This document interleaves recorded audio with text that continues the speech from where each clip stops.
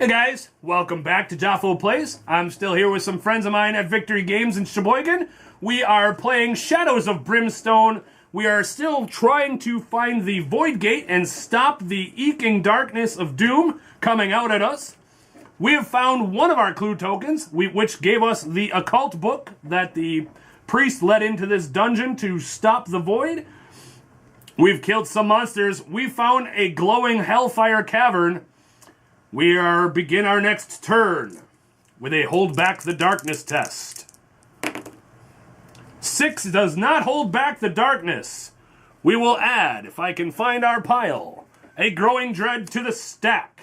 What? If we want.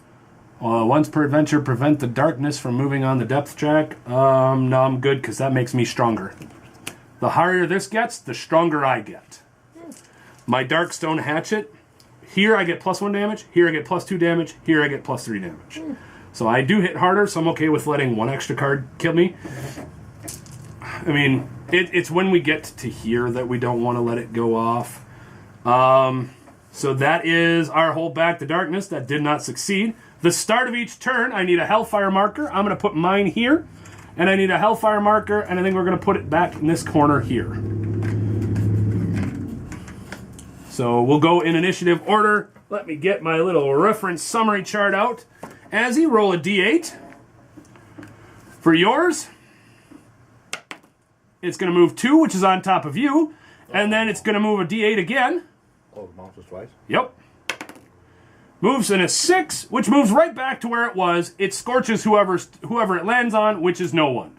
We'll then start with mine. We'll move mine. Mine moves a 4, which moves over 1. And then, oops, let's try actually rolling the die. A 2, it moves into the wall and does nothing. It pops, gurgles, scares the living crap out of me, but we're fine. So we've got that one done. Ooh. We then go to Neo. I thought it bounced into the wall you rolled again. You ignore the bounce. Oh. Yeah. If they when moving a bounce, instead cancel that bounce. So it just stays where it is. Oh, I think. Gotcha. Oh, and I'll move. Move of 3. Move me into... 1, 2, 3. It's as far as you get. You get in and notice it's hot in here. Yep. Francis, you're next because Blondie's got a -1 initiative penalty. So I would suggest you roll your roll and let's move forward. Is that a speed of 1? It is. Gain a grit if you need one. I do. As a grit token gets thrown at her. You shall move your whopping 1 space forward. And we get a corner passage. Woo! So find a corner passage. Somebody give me a die 6 roll, and this is either going to go to the left or to the right. It's coming to the right. So for sake of space on my table, I think I'm going to remove this door so we can shrink our map just a little bit. You guys would see I'm running on a 6-foot table, and there's just so much junk that gets added to this table that it's really hard to find things.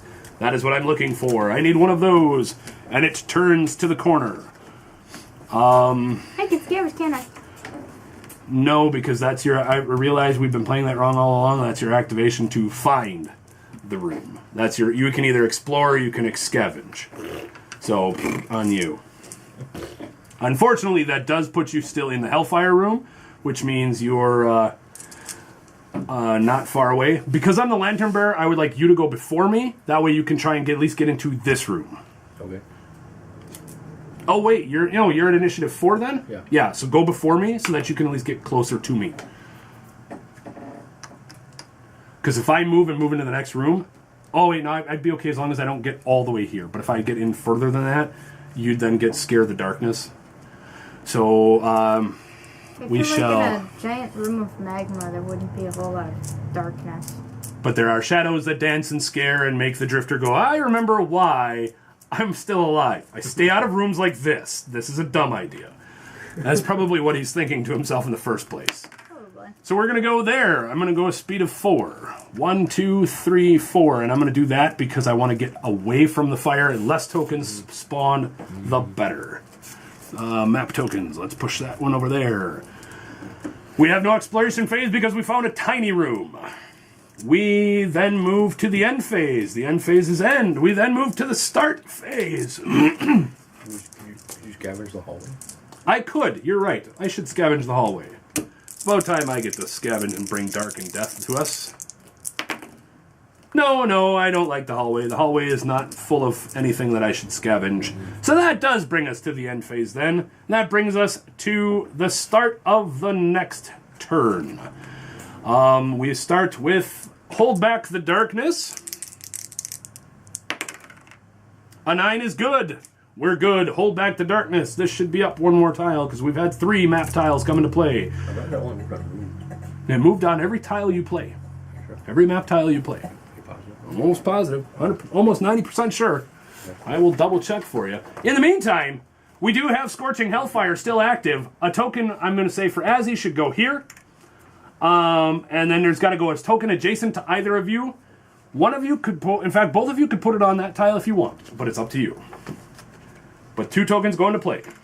I'll put mine behind me. Does it matter? It just matters on how it's going to bounce. In initiative order, we'll start with you. Give me a D8 bounce. The first one's going to bounce forward. Bounce it again. 2, forward again. It stands there. It pops. It gurgles. Blondie says, I hate this place. Your next initiative, so give me a D8 roll. A 1. It's going to go this way. Give me another D8 roll. You should be safe from this, and the boys should be safe from this as well. 7 is going to go this way, and I'm realizing there's some numbers on here, and I don't know what those are, and I don't see a reference to them in your rule book for the Caverns of Sindar. But if you notice, there are numbers on here. I'm wondering if those are agility tests to get across. Maybe. That would make sense. Yep. It might be part of an event, though. One of the, Could be. But this one specifically listed this event. Yeah. And then Blondie, you still have an initiative 4, so you're fireball. Let us know in the comments. Yeah, if you think we did this wrong, if there's something we're doing wrong, please let us know. The, what is this? The Magma River. If I played this wrong, let me know in the comments down below, and we can figure out what happens. Yeah, I figured it was an encounter. It depends Could on the be. encounter. 2 is going to bounce and stay where it is. And 5 is going to run away from you guys. There we go. So that is the end of that turn. We then start with Neo's turn. Neo. Merp. Your turn. Merp. Number 6. Move of 6. 1, 2, 3, 4, 5, 6 will put you there. If you're wounded, she can heal you. Yep. And I'm sure she'd like to heal you. So that's more experience for her. I guess I'll scavenge the room. Yeah, there we go. A scavenge card. He brings the chilling dread. What you find in the shadows only confirms the doom that awaits you all. We draw another growing dread and add that to the stack. You gain 10 experience points. Woohoo! Experience. That then brings us to Francis's turn. You had somebody standing next to you, so you had an initiative penalty. Francis, your turn. Roll for speed. 5. Roll a speed of 5. Speed of 5 is going to get you at least close enough to crack that door. Unless you don't want to. Yeah. I don't care. All right, here we go. We've got a mining room. We will, Encounter? No encounter. there we go. Digging through all of our map tiles, we find the map location of the mining room. Move the map around a little bit, move some pieces off camera. Nothing super fancy that you guys didn't see. We do have our exploration token, and that was the end of their turn. I would like you to move again and get a little bit closer to us. A 4 is good. Still can't get on the damn. And that's been scavenged, so there's not much you can do there. Start of the turn, I will upkeep that, which leaves me there. And I'm going to... Wait, that only goes till the end of the turn. The hero gains that, plus 3 move. wonder if that actually works out of turn then. I could get you to move a little bit farther. Maybe I should have cast that, but maybe I should have went before you. Maybe that's what we'll do if you're... Well, no, you're not going to end up next to anybody, so you're going to go before me next turn anyway. So, never mind. I should have gone before you, cast Warrior Speed, which gives you +3 to your die roll. However, we're going to go with mine. We're going to go with Speed of 4. 1, 2, 3, 4. I will end next to Azzy, healing a wound. She gains another experience point, or 5. And that is that.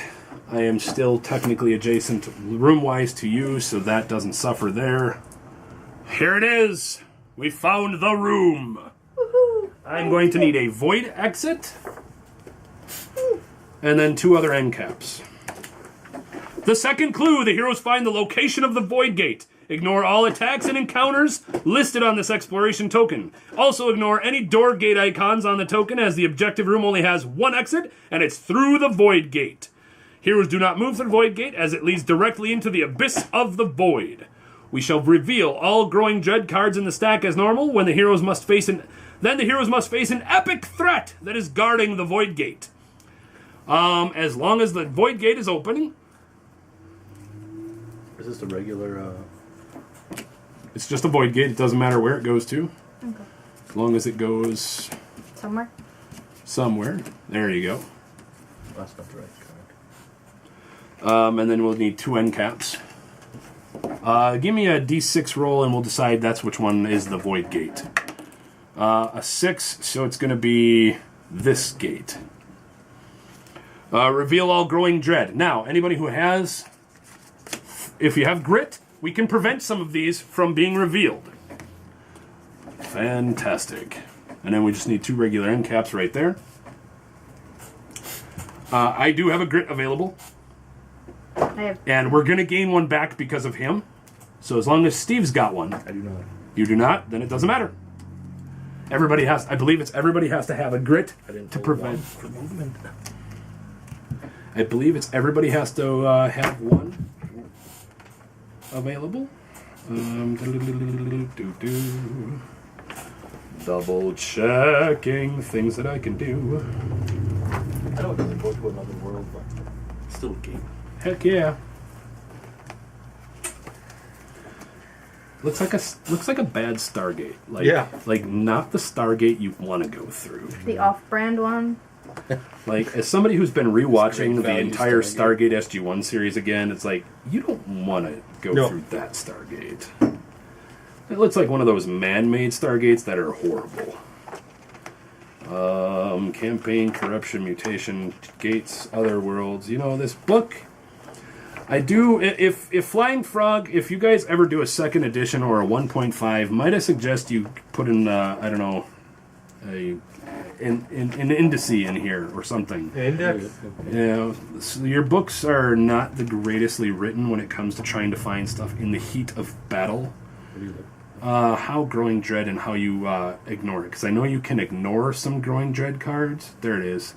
The heroes are not helpless, though. Growing Dread may be cancelled if all heroes in the possibility collectively use 1 grid each, not including heroes that are KO'd. This may be done while Growing Dread card is still face down, or once it has been revealed. Oh, and we put them in the stack, so it's faced from right to left. So, although that says collectively use 1 grit each. Okay, I think that's poorly written, meaning that because you have none, we don't get 2. But I think we'll be okay. Oh. He says that now. Well. With the cards not yet revealed. Right. So a new thing just happened, or a new thing gets added to this room as far as objective points. During this fight, if I fail to hold back the darkness, on a d6 roll of a 1, 2, or 3, we get a green threat card. A low threat card gets added to the pile in normal fashion. Each time? Each time I fail to hold back the darkness. Move the darkness 1 step forward. All heroes are -1 initiative the first turn of the next fight. This one's actually kind of cool. So the first one is you shudder to think of what lay before you. It's pretty good, actually, before we find out what that epic threat is. The passage ahead drips with gore, and the floor is slick with the blood of those who dared come before.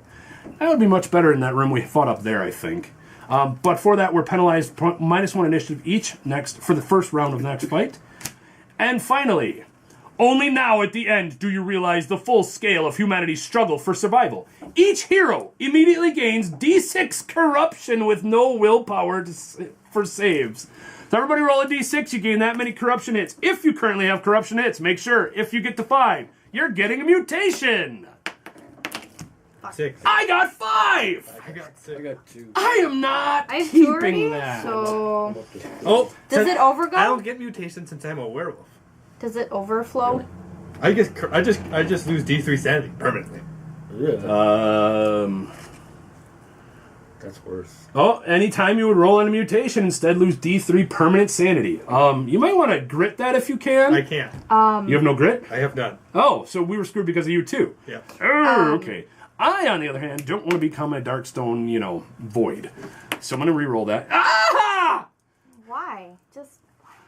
Okay, so corruption, if you have, X amount already, and you go over Keep 5... going. Does it essentially... Every time you the hit 5, you stop. Okay. Every time you hit 5, you'll roll over. I will look up... Do you get the excess stuff after, I'm or...? almost positive. Yeah, because if you gain 10 at once, you gain 2 mutations. Oh, that's so bad. So we're going to pause for a minute, look up some rules, and verify how mutation works, and we'll be back with mutating a couple of people. I looked up some rules and things that we've missed. The first thing that I missed is Steve makes all of our monsters elite, so they gain bonus experience. So we're going to kind of backtrack a little bit, and I'm going to give everybody 30 experience points for all of the monsters that we've dealt with and killed. So everybody gained 30 experience points for the additional XP that they've probably got screwed out of previously. And then figured out exactly how the corruption system works, or remembered how the corruption system works. So I rolled, I got 6. I'm going to lose 5 of those to get a mutation. You rolled a 6, you're going to lose 5 of those to lose D3 sanity, which it said you did some work off camera, and it looks like you lost 3 permanent sanity. What did you get for your sanity or your corruption roll? I got 4, but I'm going to grit it. 4 goes to 3. 3 is still 2. 3 plus 2 is still 5. You're going to remove all of those, and that's going to gain you a mutation. I also level, by the way. Okay, we'll get you to a leveling in a minute. First things first, let's poison our bodies. So why don't you give me a D36 roll? Give me one is the 10s and one is the 6s, or the 1s digit. So the 10s digit is a D3 and the 6 is a 6. So red is your D3? First one, second one. All right, red's the D3. So we've got 1, 1, 11. I've seen this before. Can I grit this? You may if you want, but it does give you a chest portal. She has a giant sucking chest void gate things coming out of her, what used to be her cans of the saloon girl. I feel like this is going to hurt my performance ability. I'm thinking it will. That is still a 1, but then it's a 5. You have now a tentacle tongue. It is gross, but no in-game effect. That will only help your performance. Right. I'll do the same thing. Red will be my 10s digit. That's going to be a 2 and a 5. 25 is Void Boils. I have -2 health. That drops me down to 8 health. Is that permanent? You're -12 permanent? Just says -2 health, so I'm thinking that's a permanent adjustment. Yeah, so I'm at 8. 8 health. I think I have a current wound on me. And I do gain +1 grit, max grit. So that moves my max grit from 2 to 3. That's kind of cool. So I have a question. I have an answer. I didn't get a mutation or anything, but since I'm the immortal drifter, Right? at the beginning of each turn, roll 2d6 or 7 or more, any mutation, whatever, it would be healed. Does Yep. any effects that it would have? Like, so your after effect is your -2 health. Would I get my 2 health back if I healed that mutation?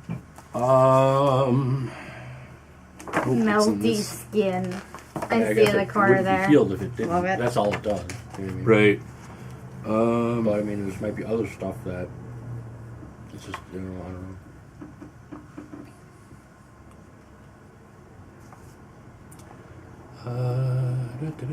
I would say both locations offer a way to remove corruption before it turns into a full-blown mutation. It looks like if you heal it at a mutation and you got rid of your boiling skin, you would gain your 2 health back. Alright, so with the Saloon Girl, the first thing we're going to do for you is give me a 2d6 roll, and this is your bonus for leveling up. 2d6. And this is going to be pretty much your characteristics adjusting. I see double 2 or double 1s. Double 1s is Vendetta. Choose a specific enemy type, tentacles, stranglers, etc. From now on, anytime you collect XP from that enemy, you also collect an additional plus 10 experience points. Each death or each hit? It says each time you collect experience points. So if you choose, let's say swamp slugs, it's 10 plus 5 for every wound you do to it. That's 20 plus 5 for every wound you do to it. I did a little metagaming, and I think Beast is by far the most plentiful creature. This one says choose a specific enemy type. Oh. Okay. That is a type. Beast, demon. On my hunter tree for the. See, this lists stranglers, but then that's not an enemy type. I don't think. Oh! I'm thinking, I think you have to name things. So stranglers, swamp slugs, tentacles, because that's mine's different. Mine's choose a creature category. Category would be a better choice, but this one is you get vendetta. If you have grit, you can grit that. If not, you cannot. I do not. That that's sucks okay. to be you. Oh, let's see. Trying to think of what's a more common one that we see. And then once you're done with that, you do get to go to the upgrade chart and choose one of those items to upgrade. While you're working on that, put onto the overflow what? I'm at Subtract 500 and start over. Because of how he works, Blondie will subtract 1,000 for him to hit level 2. You and I will subtract 500 as well. Halfway. And then start again, because then you'll start climbing back up to the 1,000. Alright, so after all of our mutating and healing and Azzy getting a lucky level up, the first thing that we're going to get a Harbinger and an additional threat card. That's going to spawn into 2 more green threat cards. It's going to get us a Harvester and a Harvester. So we're going to place this guy. Look at him there. Just a big old bat demon thing. That explains why the priest and his followers died.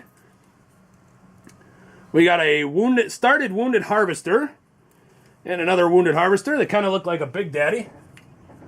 So we're going to put a dude there and a dude there. These guys both start with 2 wounds on them as part of the card. And they've already been harvesting. We get an additional loot card off of them should we succeed in killing them. Sweet. Let's start with the Harvesters. Steve, give me a D6 roll for them. A 4. They have Stride of +1 initiative. They're going to move a little bit faster. Well, he's the one who punishes us. You want a Harbinger? All right, Harbinger. And as he decides the Harbinger has claws, Harbinger combat hits now cause 2 hits each. I help. Congrats. Congratulations. That's so amazing. All right, so that takes care of all of that. That is our exploration phase finally done. That is the end phase. Nothing happens at the end phase. Things that we do need to notate. This guy causes Unspeakable Terror 3. Heroes starting on this or the next map tile, so this tile or the corner, are going to take 3 horror hits. At the end of each fight round, it makes a random special attack, which is going to cause hits, hellbats to swarm in or heal. He can move through other things, and he is also immune to critical hits. The Harvesters are immune to critical hits. They're immune to damage from explosives and weather or environment or weather sources, which I don't think they're immune to being lit on fire. by my Hellfire scroll that I found. Whenever a harvester rolls doubles on its melee to hit rolls, it also does a free extra attack listed below. And it's got a whole list of stuff to do.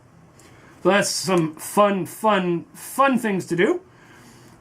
With that is the end of the round. We'll be back tomorrow to see what happens. Come back tomorrow and see if we can survive the Harvesters and the Harbinger and finally close this portal and save the Lost Priest. We'll be back tomorrow on Jafo Plays.